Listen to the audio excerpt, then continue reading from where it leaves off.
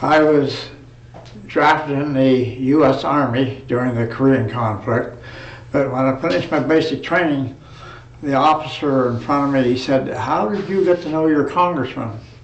I said, "I didn't," after I said a while. He said, "You had to, because he said instead of going to Korea, they'll send you to Europe as a Goodwill Ambassador." That was a miracle.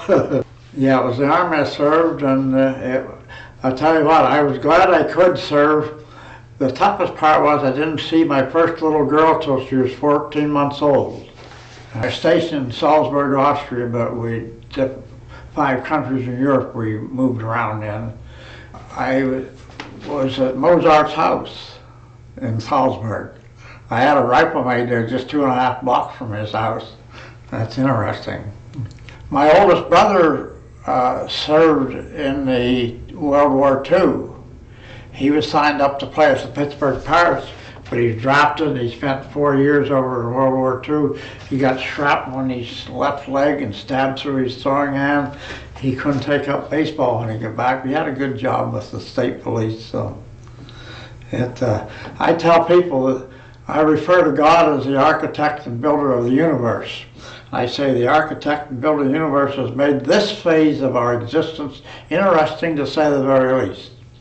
We were married in the fall, and I got drafted and was in the Army the first week of, actually the second week of January.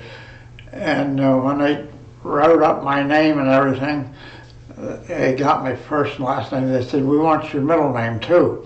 This was just a week and a half after Dwight Eisenhower was inaugurated. I said, "My middle name is Dwight as in Eisenhower." So, maybe that's what got you the ambassador. I didn't do any preaching or anything, but one time over, I was already in my bunk, the lights were out, and one of the guys in that particular area came in late. I don't know where he'd been, but he went by my bunk and he said, "Emil," he said, "pray for me." So anyways, the next morning we were gone in the military formation. He went by me. He said, "Last night, Emil, when I asked you to pray for me," he said, "I wasn't drunk." You really wanted some prayers. Yeah.